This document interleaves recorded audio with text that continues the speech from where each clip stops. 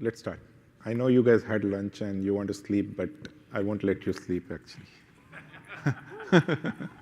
This is well, one of the roller coaster ride we do every day at Yahoo. We manage clusters like at Yahoo scale. It's not so easy to manage the clusters and the amount of upgrades we do.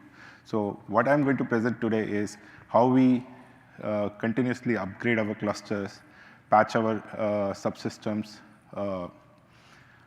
on regular basis. So me, like myself, Dheeraj Kapoor, my colleague Savita, we are going to share present these topics to you, and then we will leave some time for question answers. Okay. So Hadoop at Yahoo. So we have a highly multi-tenant secure environment at Yahoo. We use Kerberos for the security in every product, every grid product. So we have Hadoop infrastructure spread across 3 data centers. We have in total 40 clusters, out of which 18 are YARN clusters, and we have 9 HBase clusters. So in total, we have 45,000 physical data nodes, including all your service gear, your data nodes, and your subsystems, and including the QA or development boxes.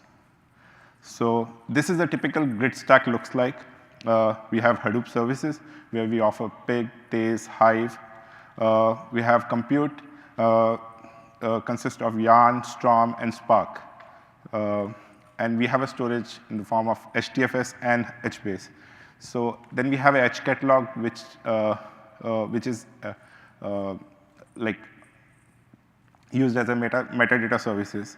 And in backend support, we have Zookeeper, which is used for orchestration in many services, and monitoring and support shop and accounting stuff. So this is our deployment model. We have, so why we have showed 3 different types of clouds, basically our hardwares are different with respect to Hadoop, HBase, and Storm. Totally different hardware, custom hardware. Within cluster, there is a variation of hardware according to the use case. So for example, Storm, like high on memory, high on compute, almost 48 hyper-threaded cores. HBase, low on compute or moderate on compute, high on memory, or moderate on memory and moderate on compute. And Hadoop hardware, that is Yarn. It is a mix of SSDs, you have GPUs, you have high memory boxes. So we don't share Hadoop clusters with the HBase clusters or with the Storm clusters. So we have physically different clusters. So the first component I'm going to talk about is HDFS, how we do a rolling upgrade HDFS. First of all, we don't do any downtime upgrades. Every upgrade is no downtime upgrade for us. We try to keep the cluster up, and we try to cause minimal disruption to our users. So most of our upgrades, users even don't register there is an upgrade going on. And I can assure you, we have couple of upgrades or couple of components or couple of clusters getting upgraded every day. So right now also there will be 2 or 3 clusters getting upgraded or components getting upgraded. So our Hadoop, in Hadoop rolling upgrade, we have a HDFS rolling upgrade, which is a completely CI/CD, continuous integration, continuous deployment model. We have a TZZ-based deployments. We pre-install the software on the nodes, and then we go on upgrading node by node. We just do 1 node upgrade at one time. We don't do multiplexing over here. And each component is separately upgraded. So this is the beauty of our upgrades. We can upgrade our name node today and say, okay, after 5 days, we'll upgrade our data node. Normally, we don't do that. But we can hotfix our node managers and not to fix Yarn or name node. And we can fix our Yarn on a different software, and we can keep running all other components on the same software. So there's another thing, we run multiple versions of the Java within a data node. One for the HDFS, one for the Yarn, and maybe there's another one for the customers. Maybe they are lagging and they are not moving to new Java version. So this is our pre-deploy steps. We use Jenkins as an orchestrator job. Like whenever there is a release available in a Git, our RU process starts and do a pre-deployment of all the software and the configuration on the cluster nodes, be it name node, data node, region server, or resource manager. So we have our own repo forms where we host this. We have these softwares pre-uploaded during the RE process. So this is how our HDFS upgrade looks like. There's a CI/CD jobs. Let's say promotion happened on the RE side and it got deployed to the sandbox. Then production deployment don't happen automatically. It has to go through a change management system. We have to notify customer when this is the time period we are going to do upgrade. And then just a push of the button, the release information is updated in the Git. Orchestration job Jenkins starts, RU process. And once the RU process kicks in, the first thing it does is it validates the cluster. Entire HDFS cluster will be validated, check like how much capacity is left. If the cluster is running at 92, 93%, so we will ask users to first clean up the data, then we will start the upgrade, otherwise it gets very tight. So then we will see whether both, so we have a HA available in our name node, so we check whether live node, dead nodes match between the both the name nodes or not. Once all this validation passes, we create a directory structure, which is nothing but like we create a 3-level directory structure, current, previous, and next. So in which we track the progress of the upgrade. So this is like this is like what I'm explaining is a process. We are not doing anything magical over here. So then what we do is we put our name node in RU mode. Once the RU mode is successfully done, we go ahead and start upgrading the second standby name node.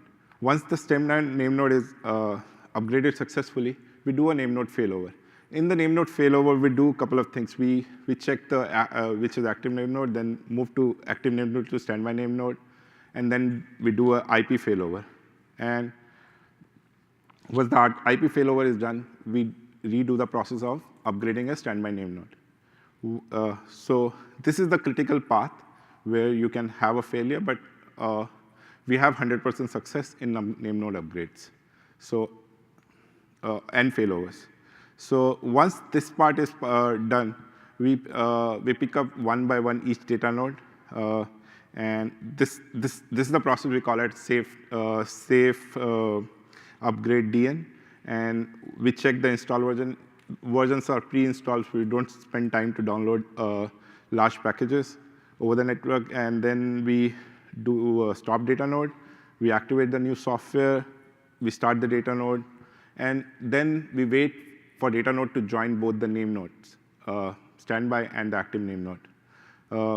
Once this is done, that node is considered to be upgraded successfully. If there is more than X number of failures of data node upgrade, we terminate the rolling upgrade process. And normally, our cluster runs at around 85%, 87% in capacity, so we don't keep RU mode on, because during the RU mode, there is no deletions happen on the HDF of any deleted files. So normally, once 100 nodes are upgraded successfully and looks correct, do the normal validation steps, and then finalize the RU. And then you continue your upgrades. So, and like we are doing upgrades from last 1.5 years, since 2015 January. So this is when we started doing our first rolling upgrade. So 2.6 used to take a very long time to upgrade a data node, typically 2 to 3 minutes. And there are many failures. So these are the performance improvement we did. First of all, NN failover. We parallelized the quota initialization, so NN failover became faster. So data node layout, there was 128 levels in directory levels on a data node. So we reduced to 64. We optimized over there. And then we used offline upgrade scripts, which goes on all the volumes simultaneously rather than one by one. And then In JMX caching fix, it introduced a bug, actually. It slowed down the name node health checking and upgrade path. So we added a fake matrix, so it becomes faster now. 10 seconds, we got 10 seconds over there.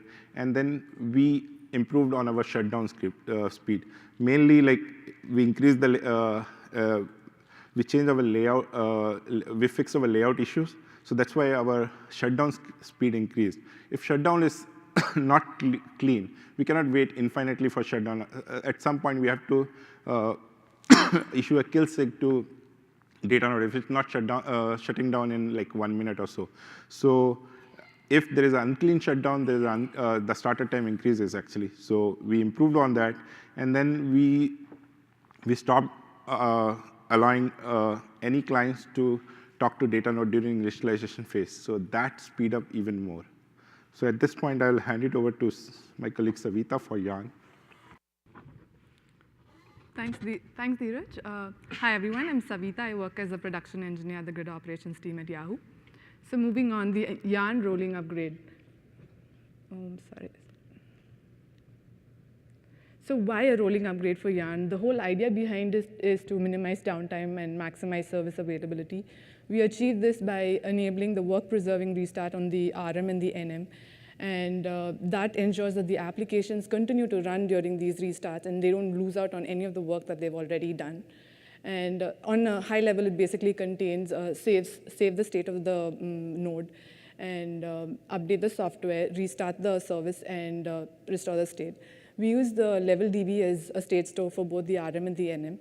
And once the RM is restarted back up, it reads its local level DB state store to reload all application-specific metadata and other credentials, and it builds its memory back up. Okay. So this is an overview of what we do in the Yarn rolling upgrade process. As Dheeraj said, we have a CI/CD process which generates the version number and the builds for deployment. And that information is updated in Git. And then it's a one-click deployment through Jenkins. When the Jenkins job is started, it invokes the rolling upgrade script, the Yarn component of it. And it starts off by talking to the resource manager and getting a list of all the active node managers. And then it creates a directory structure. Now, the directory structure is how we maintain the state of the deployment. So the list of active node managers are stored in a directory called previous. And for each of those node managers, the upgrade is done in a rolling fashion. So it starts off by the script SSHs into the node manager, and it would check the installed version of the software. If it's already at the required version, it will skip it. If not, it would go ahead and do a safe stop of the NM. Now, this is where the work-preserving restart comes into play. So we do a sig kill of just the NM process alone, and we don't touch any of the child processes, the container processes that are running. So after that, it would activate the new software, which is basically a symlink switch. And after that, we would start the NM backup. Then the NM would read the local state file and regain the state. And then the rolling upgrade script would continuously poll for the NM to check if the NM has joined the RM. If yes, then it would proceed on to upgrading the other node managers. If no, then it would move that particular node into a failed directory. Also, the rolling upgrade script checks on the failure count. If the failure count has crossed a particular threshold, then it would abort the whole rolling upgrade process. And if not, then it would go ahead and upgrade the rest of the node manager in a similar fashion. And after all the node managers are upgraded, it would proceed to the resource manager upgrade. Now, the resource manager is upgraded in a similar fashion where the script would SSH into the node, check for the current available software, and then if an upgrade is needed, it would stop the resource manager and activate the new package, and then start it back up. The resource manager would read its local level DB state store and populate its memory backup. Also, while the resource manager is being started, the application managers and the node managers would continuously poll the resource manager. So the minute it comes back up, it would get stated messages from all these processes, and that would also help in building its state back up. and history server and timeline server. So history server is the server which serves your MapRed job history information, and timeline server is the history server equivalent for Thales applications. So these two daemons also run on the resource manager node, and hence when the software is upgraded, they're restarted to start functioning with the new version of the software. So moving on, distributed cache and sharelib. Distributed cache is a feature provided by the MapReduce framework to distribute large application-specific read-only files. And it caters to both file types, simple as well as complex types like archives and jars. The applications make use of this information by specifying the path of the files in URL format of hdfs://. And distributed cache tracks the modification time of these files so that these files are not modified by any external applications or the application itself while they're being used. Sharelib is a process that we use at Yahoo, which uses the distributed cache feature. It makes the whole deployment and management of application-specific files easy. And the name is basically because the target directory on HDFS, we've named it as sharelib. And under that directory, we have component-specific libraries, component-specific folders, and under which we have those libraries. Also, we have a file called a meta file where we have a mapping of tags or labels to the current versions or the latest versions. For instance, we would have pig latest point to the latest libraries, etc. And through this process, we maintain libraries for different components such as MapReduce, HBase, pig, Thales, Hive, hcat, Uzi, etc. So this is the process we follow to update sharelib at Yahoo.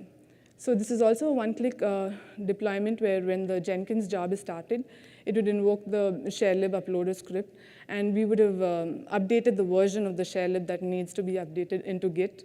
So the sharelib updater would compare the version from Git to that of the locally available distributed cache. And when there is a diff, it would download the to-do packages from our dist repo servers. And then, now this package is a TGZ, and it's not compatible with HDFS, so it would extract it and repackage it, and then upload it to HDFS through a HDFS proxy call. And then it would regenerate the meta info, which is as I said previously, it's a mapping of a tag to the library. So now the tag will point to newer libraries. And finally, it would invoke the Uzi web server to have the Uzi servers reload the sharelib configs at their end. Now, through this whole process, it was just a symlink switch that happened. So the applications that were currently running using the older versions of the libraries will continue to run uninterrupted. And any new applications that are submitted will start working with the newer versions of the libraries. They basically start using the actual path that they obtain from where the symlink was pointing to. So this whole process enables us to support and manage multiple different versions of libraries for components across all the clusters that we manage. So moving on, subsystems. Now, component upgrade is a generic process that we use at Yahoo to upgrade all the components that we support over our Hadoop stack, like pig, Tez, Uzi, hcat, Hive, Spark, etc. On a high level, it basically contains these 5 steps. Basically, it's new releases where our CI process gives us the version and the build info, and then a state generation phase, followed by deploy cookbooks. That's where we use Chef for the whole deployment. Then we have the deploy pipelines where we have config files which tell the flow of the deployment. And then finally, the validation phase. So this gives the details of what I just said. So to start off with, in the new release phase, we have a CI process that continuously releases certified packages for deployment. And then we have a config file in Git, which maps every cluster and its component to a particular version that is going to be deployed. And there is a job in the build farm that would work off of that information, and it would generate a JSON file which would contain a mapping of the cluster and the component to a particular version. And that information is uploaded into Artifactory. And there's another build job that triggers after that, which does both the state generation and the cookbook upload.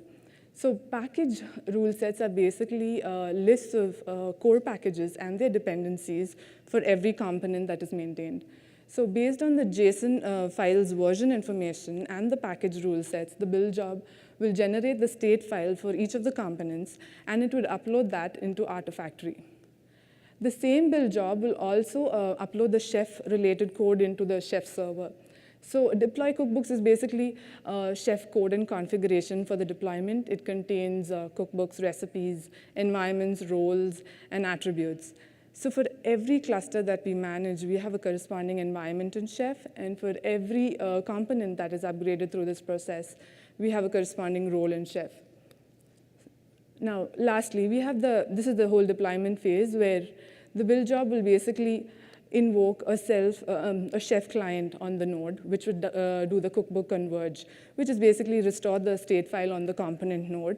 And like the Hadoop rolling upgrade process, this process also makes sure that the component servers are upgraded in a rolling fashion, ensuring that there is zero downtime and a min size and a target size is guaranteed. That basically means that a minimum number of servers are always up and serving traffic behind the load balancer. And target size is basically that it makes sure that a certain percentage of servers have been successfully upgraded to mark the whole deployment as successful. And then finally, it'll do a health check where it'll basically check if the server is up and responding at that particular port. And after all the servers in that particular rotation are upgraded, it would trigger a validation job, which basically contains tests to check whether the end-to-end functionality works as expected. Back to Dheeraj for the HBase part. Thanks. Hi. So I guess we have one of the biggest deployment of HBase in Yahoo. Almost all the revenue-bearing properties use HBase, so we cannot take HBase down for upgrades, or we cannot disturb their traffic because these are all low latency applications. So we use the similar kind of a process which is tightly integrated with our HDFS process, which I explained earlier. Same kind of a deployment goes on. The only change here is HBase rolling upgrade is a workflow-based model. So you can define a workflow. Okay, I want to upgrade my cluster like this, which is nothing but a YAML file in a Git. And when I do a new release, that workflow will be followed to upgrade the cluster, and which makes sure there's a minimal disruption for any application running. So we use region server groups. Those are physical groups, servers dedicated for one table or one customer. So we leverage that with this one, and the upgrade process looks like this. Normal CI/CD, a Git will be updated with the new release, and our orchestration job, Jenkins, will start. It goes to hand over the control to HDFS upgrade, which will do the same stuff I explained earlier, name node upgrades, standby name node upgrade. And once that is done, the next step is master upgrade. So now this is flexible. In some releases, we do master first. In most of the releases, we do master first. And in some releases, we do master last. Depends on the release. So once that is done, we start the region servers upgrade process, which is inbuilt within HBase. So what it does is it picks up a server. Once it picks up a server, it offloads all the regions from the server.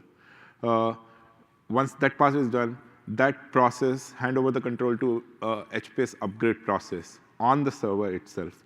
So once the control is handed, HBase upgrader gets the control, it shuts down the region server, again, that control pass it down to data node, which is nothing but a safe data node upgrade. So you can see, like I explained earlier, there is HDFS upgrade and simultaneously there is data node upgrade. That process has been disjointed with and merged with this process to do a HBase rolling upgrade. So once here the information is in the repo server, which version to use and which is the HDFS, Java, and all those versions will be picked up from the repo server with a HTTP query or wget. So once DN safe upgrade happens and it returns back control with success, the region server upgrade happens, and the region server is started. Once the region server starts and joins back the cluster, the original regions will be reloaded on the region server, and that particular region server will be called as a successful upgrade. Once all the region servers and all the groups are upgraded successfully, Then we upgrade the Stargate. Stargate is nothing but HBase REST services. Then we upgrade the gateways, and we call it as successful. So the next part in the low latency, which goes hand in hand with the HBase, like generally Storm works with HBase as a it uses HBase as a backend store. So Storm upgrades are different from HBase upgrade. It's a totally different altogether. But here the process is same. It's a workflow. It's not group based, but now it's a component based workflow system. So it's a completely CI/CD system. We pre-generate the state before the upgrade, and we upload all the state files in Artifactory, and during the upgrade, we apply all those in different components. You can see the workflow definition, how we go about our upgrade. What is rolling upgrade task definition looks like, what is full upgrade task definition looks like. Some cluster might not have DRPC altogether, so those steps will be missed for those clusters, but these are the default configurations. So the process is a little different from this. CI/CD process kicks in and starts a RE Jenkins process, which in turn creates all the state files and put it back in the Artifactory. Once that is done, the Git information is updated, and the Jenkins job starts. Then you can see that each component, it's like a pass the baton. So each upgrade component gets upgraded, and it passes the baton to the other upgrade. If any stage, any component failure, even after retries, it fails, it will call for a failing upgrade. That rarely happens, actually. Then Nimbus upgrade, then we follow the supervisor upgrade, and then we bounce all the workers one by one to make sure they are running on the new software version. Then DRPC upgrade, verify, run the test topologies, audit all the components or the versions are correctly installed, and then call upgrade successful. The point to note here is, as I explained, there is a workflow-based system, so we can just choose to upgrade the supervisors. So we do it many times. We have to clear the caches. Then we can just say rolling upgrade, just Jenkins job, which is a parameterized Jenkins job. And we can say, OK, just upgrade the supervisor, or just upgrade the DRPC service, or do a disk. There's a new release with a core library change, and we don't want to do an entire cluster upgrade. We can choose to do a pacemaker or a Nimbus upgrade. But normally we don't do it because these Storm upgrades take very less time to do. So we do a full cluster upgrade to keep all the components consistent. So these are our rolling upgrade timelines. You can see the improvement from 2.6 to 2.7 with all those fixes. We used to take 4 days. Now we take 1 day. On Yarn, it's same. We do a single node. We can do multiple nodes together, but we choose to do a single node just to be extra cautious because we do rolling upgrade too often. So on HBase are dead slow. We give pauses between each upgrade, and we have to offload 3,000 regions and then reload 3,000 regions. We cannot do it very fast based on the workload, so that's why it takes 4 to 5 days, and parallelism of 1 to 4. In HBase, there's one thing to be noted. We use with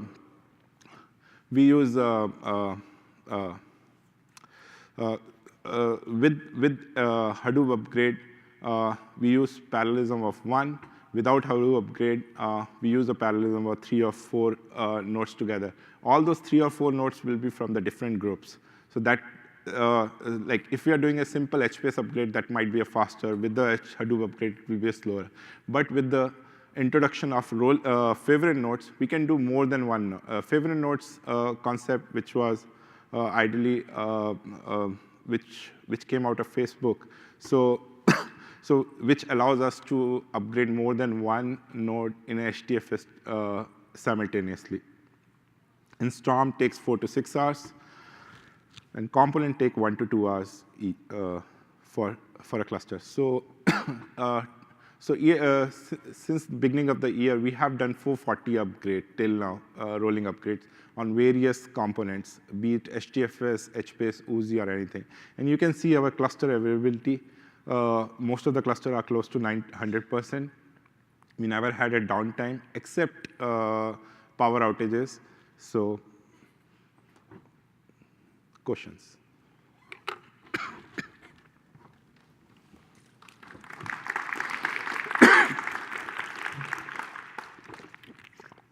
So what component of Jenkins is doing the actual upgrade part? Is that like an No. So everything, Jenkins, you can think Jenkins as a cron job in our rolling upgrades. We don't use Jenkins for more than a cron. In what, can you? What component of Jenkins actually does the rolling upgrade? Shell So actually. we don't. So basically, they want to know how we use the Jenkins. We don't use Jenkins other than a cron job. We do chaining of the jobs, but those are for monitoring or generating the builds. On a grid ops level, we don't use Jenkins more than a cron job. Yeah.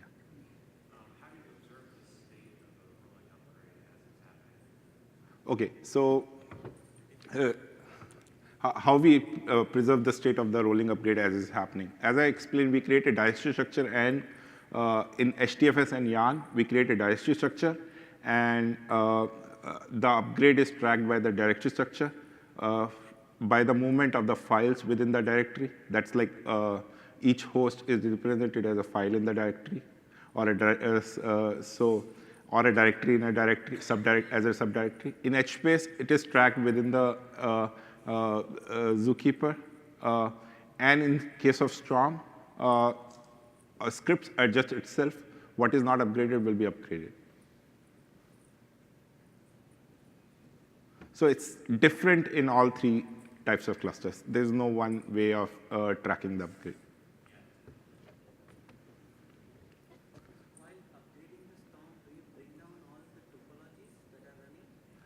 While upgrading the Storm, do we bring down? No.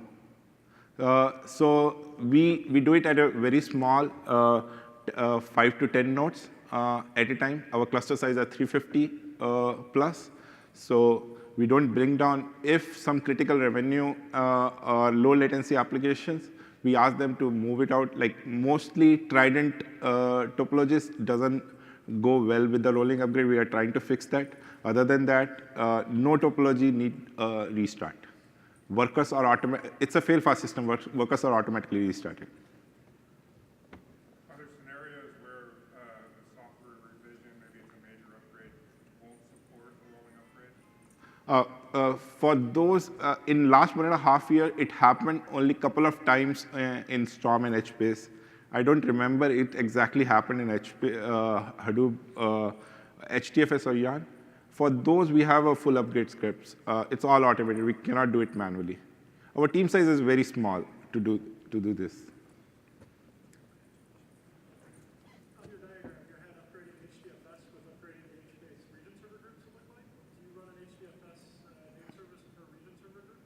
Yeah, so basically, data locality is more important in case of HBase. So we use short circuit reads. So we need data to be local. So basically, it's a HDFS layer, and on top of it, HBase sits. So we have to upgrade both of them together.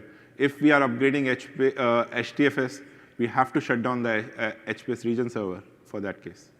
But are you upgrading? You had the name nodes upgraded per region server group. It looked like. Oh, no. Name nodes are upgraded in the beginning. That's a separate process, and then all the region servers. So how long is your Nimbus server down when you're doing this upgrade? Few seconds. You have any plans to upgrade your Nimbus Storm to the newer version where you have HA for the Nimbus node? We have not implemented HA for the Nimbus right now. We will be testing soon.